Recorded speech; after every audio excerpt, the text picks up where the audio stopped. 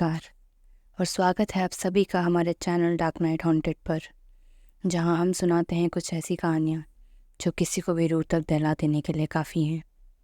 हर बार की तरह इस बार भी हमारी दोस्त प्रवीणा अय्यर ने एक बहुत ही अलग और विचित्र कहानी भेजी है जो आपकी नींदें उड़ाने के लिए काफ़ी है।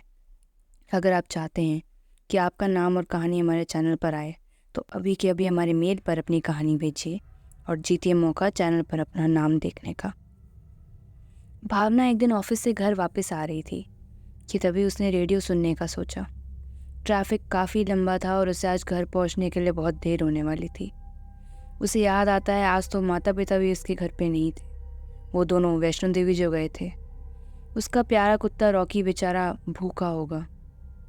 तभी उसे रेडियो पर रेड अलर्ट की न्यूज़ सुनाई दी तो उसने आवाज़ तेज़ करी जिसमें रिपोर्टर कह रहा था, अभी अभी सूत्रों की माने तो वो शैतान की चमड़ी में इंसान बाहर घूम रहा है। एक बार फिर दोहरा दें कि ये 6 फुट काला दिखने वाला आदमी 7 लड़कियों को बेरहमी से मार चुका है। उनके गले काटकर उनकी आंखें निकालकर बिस्तर पर सजा जाता है। उसे कहीं भी देखे तो पुलिस को तुरंत फ़ोन करें। सुनते हुए भावना को घबराहट होती है, लेकिन वो अपने आप को शांत करते हुए गाड़ी चलाती है कि तभी उसे अचानक से कुछ ऐसा सुनाई देता है कि उसके कान खड़े हो जाते हैं। जी हाँ, सही सुना आपने। ये दरिंदा हौज-खास रोड पर आखिरी बार दिखा था। वहाँ के लोगों से निवेदन है अपने घरों से बाहर बिल्कुल ना निकले और ना ही किसी अनजान को अपने आसपास आने दें।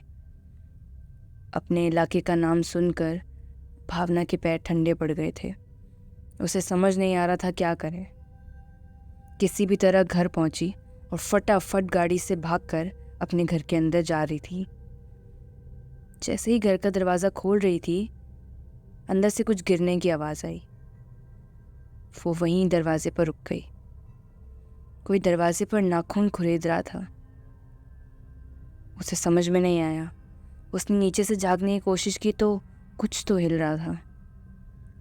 उसके हाथों पर, माथे पर पसीना जम चुका था।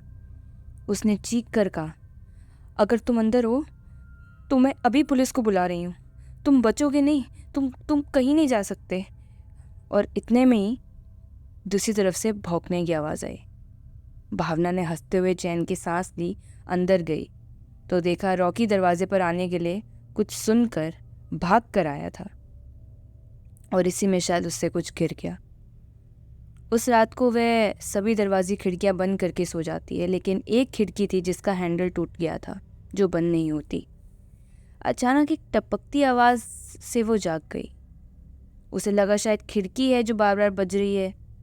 भावना पूरी तरह से डरी हुई थी और वापस सोने की कोशिश कर रही थी और अपने कुत्ते से अपने आप को शांत करने के लिए अपना हाथ बिस्तर के नीचे रख रही थी ताकि रॉकी उसे चाट कर भावना को शांत करे।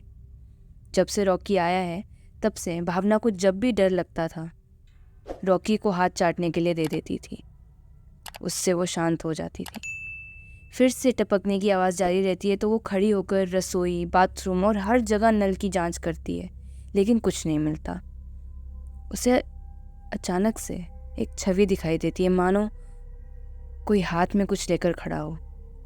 उसका गला सूख जाता है, पैर कांपने लगते हैं और लाइट ऑन करके वो ज़ोर से चिल्लाती है, कौन है? कौन है वहाँ? देखो देखो, मैं मार दूंगी, मैं मार दूंगी, कौन है वहाँ? इतने में उसे बाहर से किसी कुत्ते की ज़ोर से भौंकने की आवाज़ आती है तो वो पीछे मुड़ के देखती है और घबरा जाती है। तभी वापस देखती है तो अब कोई छवि नहीं थी और ना कोई कुत्ते की आवाज़ आ रही थी। वह अपने बेडरूम में लौटती है तो देखती है कि उसकी अलमारी पर से हैंगर नीचे गिरा हुआ है। शायद उसकी आवाज़ से वो डर गई हो, शायद उसके ऊपर वाले में से किसी का नलका खुला रह गया था। यही सोचकर वो लाइट्स ऑफ करती है और खुद को समझाती है, भावना, इतना वहम अच्छा नहीं है, अब सो जा वरना सुबह ऑफिस के लिए लेट हो जाएगा। और फिर से कुत्ते को चाटने के लिए अपना हाथ नीचे दे देती है। जैसे ही उसके हाथ को बिस्तर से नीचे से चाटा जाता है, टपकने की आवाज़ पूरी रात जारी रहते हुए भी वो धीरे धीरे सोने लग जाती है। सुबह जब वो उठती है तो ऑफिस का टाइम हो चुका होता है। अब ठंड के अंधेरे और कोहरे की वजह से उसे पता नहीं चलता। उठ के जैसे ही वो अपनी अलमारी खोलती है, ज़ोर से चिल्लाती है और ज़मीन पर गिर जाती है। उसके घुटने जवाब दे जाते हैं। सांसें तेज हो जाती हैं। उसे दिखता है कि उसके कुत्ते को मार डाला गया है। उसके अंदर के सारे मांस को निकाल कर अलमारी पर सजा दिया है और उसे उल्टा करके लटका दिया है। उसे तब समझ में आता है कि वो टपकने की आवाज़ जो उसे पूरी रात सोने नहीं दे रही थी, वो उसके कुत्ते के खून की थी। और उसकी अलमारी में दरवाज़ों पर एक संदेश देखती है, जिसे देखकर उसकी रूह कांप जाती है और शरीर के सारे बाल खड़े हो जाते हैं। वहाँ खून से लिखा था, इंसान भी हाथ चाट सकते हैं। क्यों, पसंद आई कहानी? उड़े आपके होश? अगर आप चाहते हैं कि ऐसी और कहानियाँ आप सुनते रहें तो अभी के अभी हमारे चैनल को लाइक, शेयर और सब्सक्राइब करना बिल्कुल ना भूलें और हमारा बेल आइकन ज़रूर दबाएं ताकि हमारे चैनल की सारी नोटिफिकेशंस आपके फ़ोन पर टाइम से पहुंच जाए। तब तक के लिए धन्यवाद।